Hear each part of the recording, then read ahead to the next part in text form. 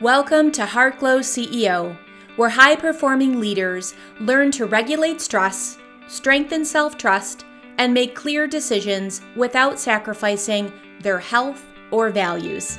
I'm Casey Rossi, Integrative Leadership Coach.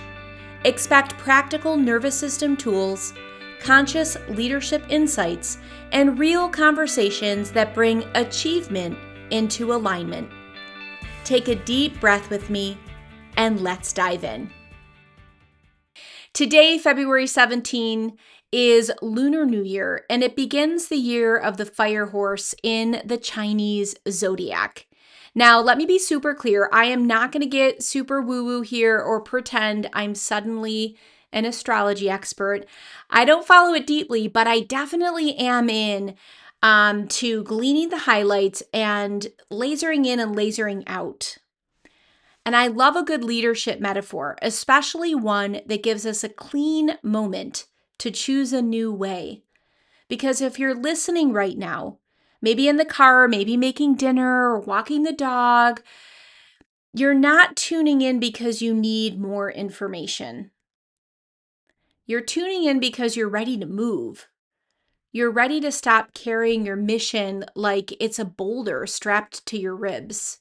You're ready for momentum that doesn't cost you your health, your joy, or your relationships. So let's use this moment, Lunar New Year, Fire Horse, as a leadership reset that's practical, grounded, and actually useful. Here's the big idea. The Fire Horse isn't about doing more. It's about moving with direction. And maybe you've seen some graphics floating around social. Some are really beautiful, very evocative. So definitely have a look at that. I get very inspired by visuals. So have a look at that because the visual in itself just explains the energy of this year. This momentum and passion and heat rising, and it's very cool. And one thing I want you to think about is, as a high capacity, mission driven female leader, we don't usually need motivation. It's not usually a motivation issue. It typically is a friction problem. And what I mean by that is friction from too many priorities, friction from being the emotional container for everyone, friction from caring a lot in systems that often reward urgency over integrity. And this is such a big one for my nonprofit leaders. And in fact, I just got off a coaching call about an hour ago and really just examining if there's over caring going on in the equation. And sometimes that's really sobering when you dig deep and you get really honest. You kind of know what it feels like when you overcare and how your body responds, and then how emotions can tend to lean to resentment. Something that started out really from that center point of the heart of really caring and having that beautiful quality of empathy. But then when it actually starts to go over that 50% line and you're holding on, maybe even caring more about the situation than the other person, then over time, friction starts to come in and it does something really sneaky. It makes you confuse motion with progress. So today I'm giving you a simple framework that you can use this week. Doesn't matter when you plug into this podcast, this will work at any time. But especially if you felt stuck, tired, or quietly disappointed that you're not showing up like the version of you that you know is in there. And the cool part is when we have a mile marker, whether that is, 1/1 of the year, like our typical calendar new year, or we're looking at the zodiac new year, this new year momentum actually helps. In psychology, it's a concept called the fresh start effect. It's basically this: when we hit a meaningful time marker, like the new year, a birthday, a new month, our brain naturally organizes life into before and after. And that mental reset makes it easier to recommit to goals because it separates you from the identity of how I've been doing it all along. So maybe you can relate to this. Like, I'm going to start my diet on Monday, or I'm going to really up my movement practice because I have a bathing suit to fit into for my vacation. I have a wedding dress to fit into for my ceremony. So whenever we have like these mile markers, it stimulates this fresh start effect, which is kind of cool. I'm a fan of utilizing our brain neurology to support us. So why not? Translation is you are not broken, you're human, and your brain loves a clean chapter. So do I. So whether you care about Lunar New Year culturally, spiritually, or not at all, it still works as a leadership tool, a clean chapter. So let's make it count. Now, this fire horse kind of concept, I really wanted something that was more momentum related. So, thinking about it like 3 moves. I want you to imagine a horse for a second. Strong, powerful, forward moving. Do you have the visual in your mind? There's such a beautiful, powerful presence. And a horse doesn't sit around taking 47 personality quizzes and waiting for permission to begin. A horse moves when it knows where it's going. And fire, when you start looking at the elements, fire amplifies. It makes things brighter, faster, and more intense. Think about that. Because we're looking at a couple of different elements here. You're looking at the energy of this beautiful, powerful creature of a horse. You know, I just see it galloping through this big open pasture with its mane flowing, and it has no care in the world, and there's so much freedom. And there's not like looking in the rearview mirror, it's all forward focused. That's what comes up for me. But when you're pairing that with fire, well, there's no stagnation now. There's passion, there's heat, there's energy, there's burning what doesn't serve you. That's really powerful too. Like clearing out, burning away those pieces of your identity that no longer serve you. In fact, I attended a grief circle over the weekend. I didn't really know what I was getting into, but I wanted to be in the presence of the people that were facilitating it. I had trust with them. And so it was 3.5 hours of really sharing and connecting all aspects of personal grief and collective grief. And it was really powerful, and it was really interesting to see the multi-generational shares and to see how people perceived grief. But what I thought was interesting and why this is coming to mind is there was an amazing Native American woman that brought her gift of music into the space.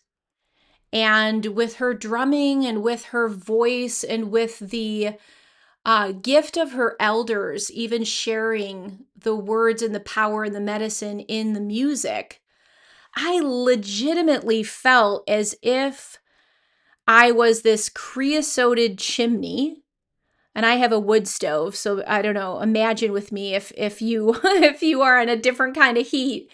But once a year I get my chimney cleaned from burning fires in the wood stove. And when she was singing, and I was right next to her, so it was really loud and really powerful, and it just felt like the inside of my chimney, there was like a wire brush going on when the music and the drums were in there, and I just felt this breaking away of old and crusty bits, whether that was on a cellular level or this energetic aspect or these thought patterns that I have thought so many times that they have become crusted and held me back from being an open channel and from being this vessel to not only give but to receive. So it was this really beautiful, powerful experience. And what's coming to mind is this correlation with fire, and that fire amplifies and it makes things brighter and faster and more intense. And it burns away what no longer serves you, and it has a catalyst to amplify. And so I'd love for you to ask yourself this fire horse leadership question.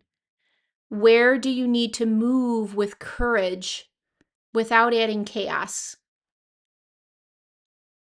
And one of the things when you think about courage is that initial root of the word is kur, which actually translates into heart. And so, because I'm such a fan of heart work, I want you to even think about that through the lens of where do you need to move with heart without adding chaos? Because I feel courage and heart can be interchanged. So, this week we're doing 3 things here with this momentum concept.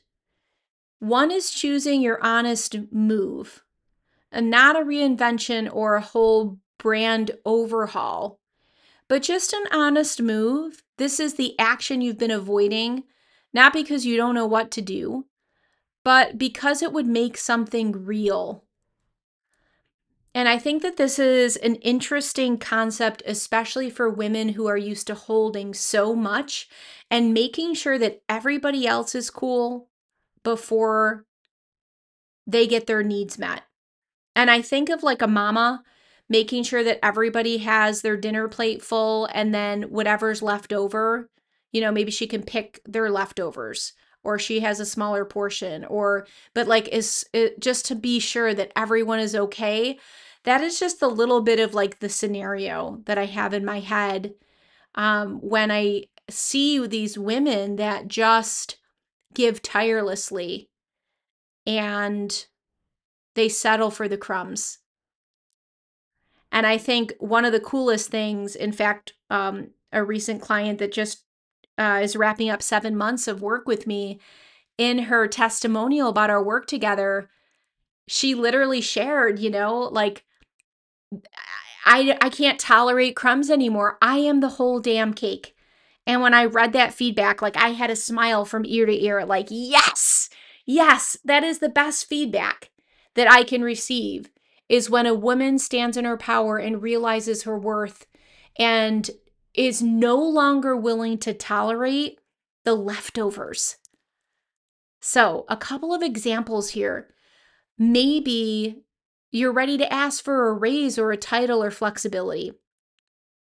Or maybe setting the boundary that you keep hinting at is something that you really need to verbalize in a clean way.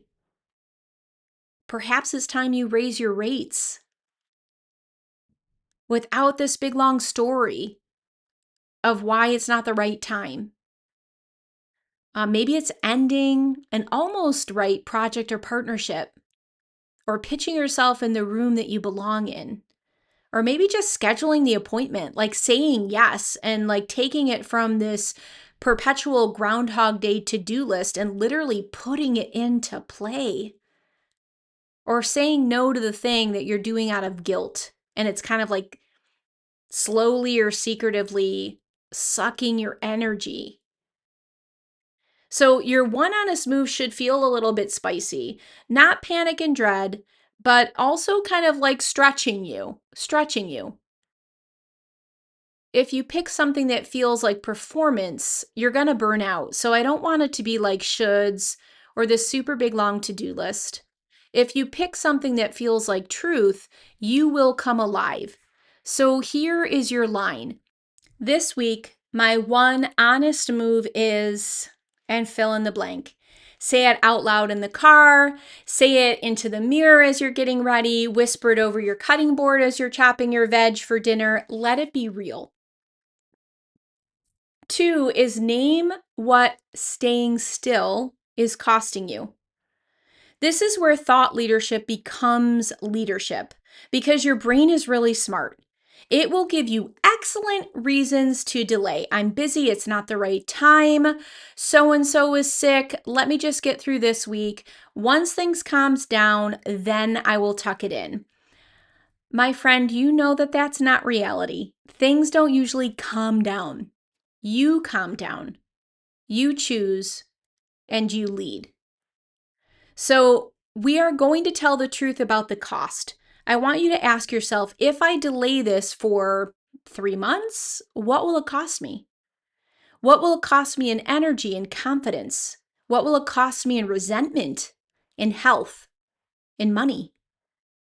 What will it cost me in self-respect?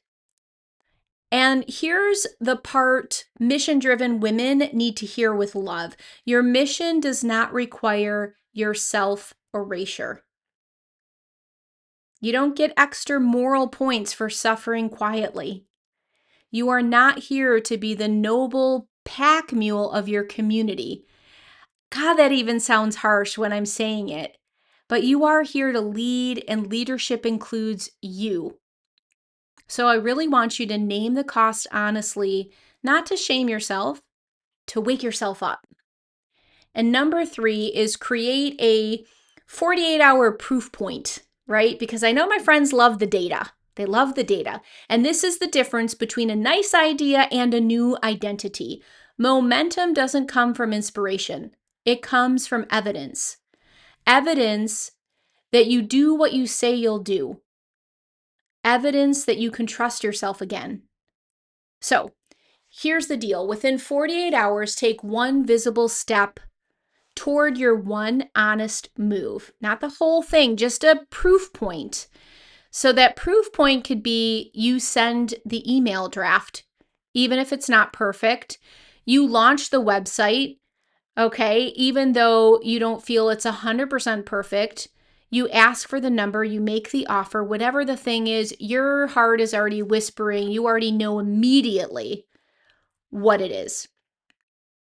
A proof point is small enough to do and meaningful enough to count, because the truth is, your nervous system doesn't trust your intentions.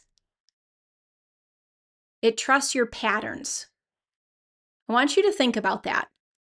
Your nervous system doesn't trust your intentions because you've had the same intention over and over and over again. But what it does do is it trusts your patterns, and patterns are a compilation of habits. Repetitive habits become a pattern, and the patterns weave your personality. Your personality then becomes your identity, and it's how you present yourself to yourself and to the world. And the fastest way to rebuild self-trust is to not overthink. It's to create proof. So 48 hours, one proof point, and this fire horse warning label, because I have to say this, fire horse energy can come in the shape, in the package of overcommitting, moving too fast to avoid feeling, taking on more because you can, and calling intensity purpose. And so I think that you can relate to this because honestly, I am you and you are me, and we like to fit a lot in. But here's your non-negotiable for the year ahead. Your pace must match your capacity, not your ideals. And your ideals are gorgeous, but your capacity is real. And a thought leader isn't someone who says impressive things.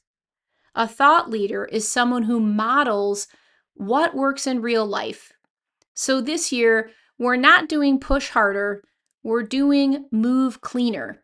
And I want you to bring that beautiful picture of the fire horse just roaming, running free, having this outlet, knowing where she's going. Even if there's no roadmap, there is still intentionality. So, a finishing invitation is, sometimes people will start the new year and they'll pick one word. But I'd like you to pick 3. I'd like you to pick 3 because we're just doing it a little bit differently for the Chinese zodiac. And whether your words are clarity, courage, and simplicity, or self-respect, focus, and follow through, or integrity, steadiness, and momentum, you get to choose your 3 because it becomes this trifecta strategy that you can plug into. And that's it. So You don't need more hype. You need a clean decision and a small action that proves that you mean it. And I would just love for you to be curious about what this Fire Horse year has in store for you, because this can be a new chapter in your leadership. Really allow that fresh start effect to take seat for your amplified results. And amplified results don't necessarily need to be louder or busier, just truer. All right, that's all I have for you today. I hope that it resonates. If it does, share this episode with a friend. And I'm always grateful to receive feedback at lovethepodcast.com/brilliance. Until next week, my friend, breathe joy.